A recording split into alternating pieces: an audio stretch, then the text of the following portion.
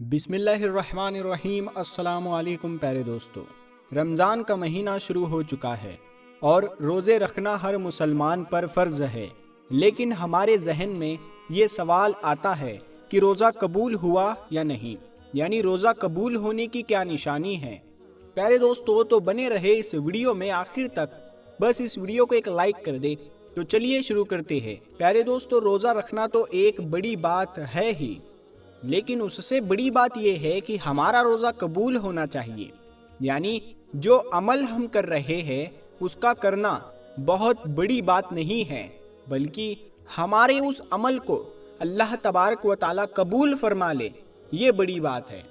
हम रोज़ा रख रहे हैं ये तो फ़र्ज़ है, लेकिन अल्लाह तबारक व ताला हमारा रोज़ा कबूल कर ले, ये बहुत बड़ी बात है। आप सल्लल्लाहु ताला अलैहि वसल्लम ने इरशाद फरमाया, रोज़ा सिर्फ ना खाने पीने का काम नहीं है, बल्कि रोज़ा नाक का, कान का, मुंह का, जुबान का है। जैसे जुबान से कोई गलत बात ना बोली जाए, कानों से गलत चीज़ को ना सुना जाए, और अगर फिर भी वो गलत काम करता रहे, यानी रोज़ा रख कर भी वो गलत काम करता ही रहे, तो आप सल्लल्लाहु ताला अलैहि वसल्लम ने इरशाद फरमाया, उसका रोज़ा रोज़ा नहीं है बल्कि फाका है। तो ऐसा रोज़ा तो अल्लाह तबारक व ताला कबूल ही नहीं करता है। चलिए प्यारे दोस्तों, जिस टॉपिक पर वीडियो बना है उस टॉपिक की तरफ बढ़ते हैं। रोज़ा कबूल होने की 3 निशानियां हम आपको बताएंगे कि अगर आपका रोज़ा कबूल होगा तो कुछ ऐसी चीज़ें जाहिर हो जाएगी जिससे आप ये समझ सकते हैं कि हमारे रोज़े को अल्लाह तबारक व ताला ने कबूल फरमा लिया है। प्यारे दोस्तों, जब कोई इंसान रोज़ा रखता है तो फिर वो बहुत सारे एहतियात करता है कि कहीं ऐसा ना हो कि हमारा रोज़ा मकरूह भी हो जाए। रोज़ा मकरूह होने से भी उसको डर लगता है, क्योंकि सबसे पहली बात तो उसने खाना पीना छोड़ दिया है। पान गुटखा खाने वालों ने वो खाना छोड़ दिया, तो वो सोच रहा होता है कि अब ऐसा ना हो कि हमारी छोटी सी गलती की वजह से हमारा रोज़ा कहीं बर्बाद ना हो जाए। और ये सोचना भी चाहिए, क्योंकि इसका जो सवाब है, जो क़यामत के दिन जब लोग आएंगे अपने अमाल लेकर, कोई नमाज लेकर आ रहा है, कोई रोज़ा लेकर आ रहा है, कोई ज़कात लेकर आ रहा है, कोई हज लेकर आ रहा है, अल्लाह तबारक व ताला के जो फरिश्ते होंगे वो उनको अजर इनाम देना शुरू करेंगे। नमाजी को उसका इनाम मिल जाएगा, सदका देने वाले को उसका सिला मिल जाएगा, हज करने वाले को फरिश्ते उसका बदला और इनाम दे देंगे। फिर अब बारी आएगी रोज़ेदार की, तो फरिश्ते कहेंगे, मौला ये रोज़ेदार है जिन्होंने तेरे लिए रोज़ा रखा था, भूखे और प्यासे रहे थे, तो क्या इनको इसका अज्र दे दिया जाए? तो अल्लाह तबारक व ताला फरमाएगा, ऐ फरिश्तों पीछे हट जाओ, इसका रोज़ा खालिस मेरे लिए था और मैं खुद इसके रोज़े का अज्र अता करूँगा। क्यों? क्योंकि इंसान नमाज में दिखावा कर सकता है, सदका देने में दिखावा कर सकता है, लेकिन रोज़ा रखने में इंसान दिखावा नहीं कर सकता, क्योंकि वो तो खुद ही जान पाएगा। जैसे कहा जाता है, कब्र का हाल मुर्दा ही बेहतर जानता है। तो वो जो पूरा दिन चूंकि भूखा प्यासा है और ये करते हुए भी अपनी मेहनत मजदूरी कर रहा है, तो ये उसे ही पता है कि उसे कैसा महसूस हो रहा है, लेकिन वो फिर भी मुस्कुरा रहा है, खुश हो रहा है, फिर भी वो उसमें राजी है।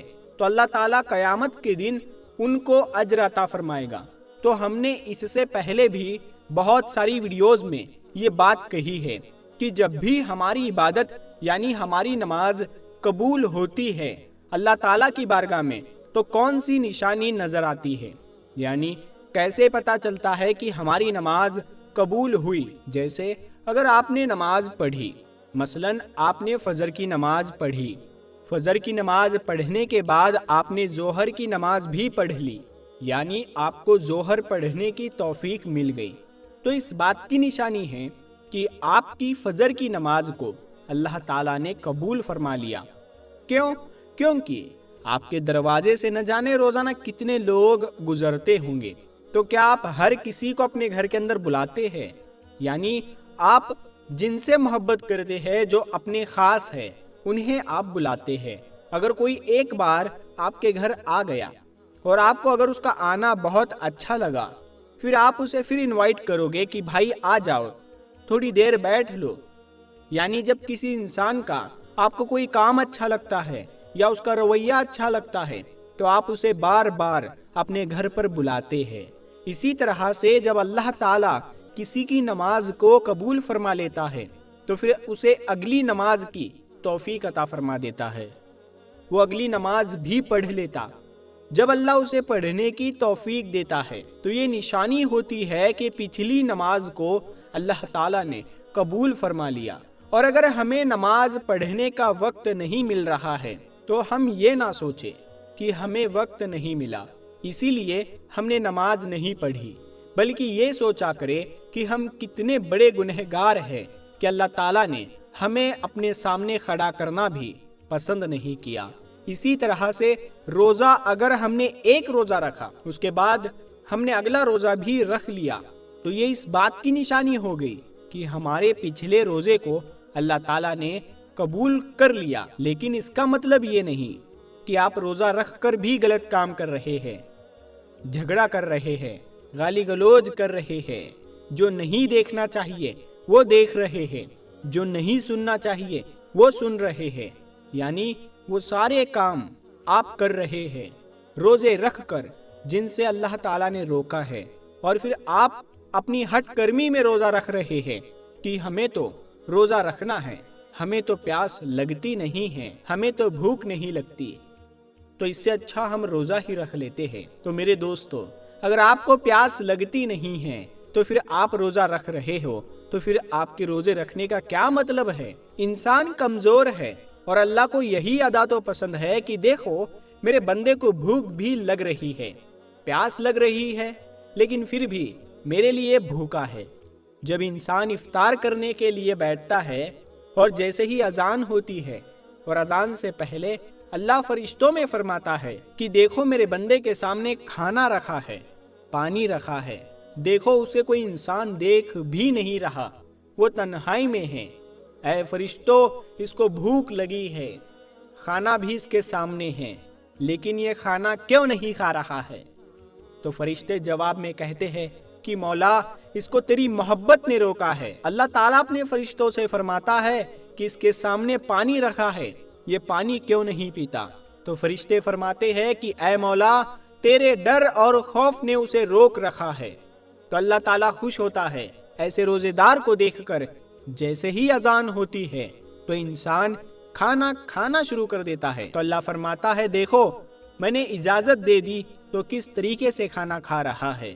یہ ادا اللہ تعالیٰ کو بہت پسند ہوتی ہے۔ تو کسی انسان کا روزہ اللہ تعالیٰ قبول فرما لیتا ہے تو اس کو ذہنی سکون ملتا ہے، دل میں تقویت حاصل ہوتی ہے، اگلے روزے کی توفیق ملتی ہے۔ لوگ یہ سوچتے ہیں کہ روزہ رکھ کے کمزور ہو گئے، لیکن ایسا نہیں ہے۔ جب انسان کا روزہ اللہ تبارک و تعالیٰ اپنی بارگاہ میں قبول فرما لیتا ہے تو اس انسان کے اندر ایک اندرونی طاقت اس کو ملتی ہے۔ اگر اوپر سے وہ دکھ رہا ہوگا، کمزور دکھ رہا ہے، لیکن اندر سے اسے ایک طاقت اور قوت ملتی ہے، وہ بندہ محسوس کرنے لگتا ہے یہ روزے کا کمال ہے۔ اسی لیے روزے کو ہرگز مس نہ کریں۔ آپ صلی اللہ تعالیٰ علیہ وسلم نے ارشاد فرمایا جس نے ایک روزہ بغیر بیماری یا بغیر مجبوری کے چھوڑ دیا تو پھر ساری زندگی بھی اگر وہ روزے رکھے تو اس کا پورا حق ادا نہیں ہو سکتا۔ آپ صلی اللہ تعالیٰ علیہ وسلم نے فرمایا کہ روزے دار قیامت کے دن عرش کے سائے کے نیچے کھاتا پیتا مسکراتا ہوگا، بے روزے دار حساب و کتاب میں مبتلا ہوگا۔ پیارے دوستو، یہ ویڈیو آپ کو کیسی لگی آپ ہمیں کمنٹ باکس میں ضرور بتائیے گا، اور اگر ابھی تک آپ نے ہمارے چینل نور حدیث کو سبسکرائب نہیں کیا ہے تو سبسکرائب کر کے ساتھ میں لگے بیل آئیکن کو ضرور دبا دے۔ اس ویڈیو کو زیادہ سے زیادہ اپنے دوستوں میں، مسلمانوں میں، اپنے رشتہ داروں میں شیئر ضرور کریں۔ ہم ملتے ہیں اگلی ویڈیو میں، تب تک کے لیے السلام علیکم، اللہ حافظ۔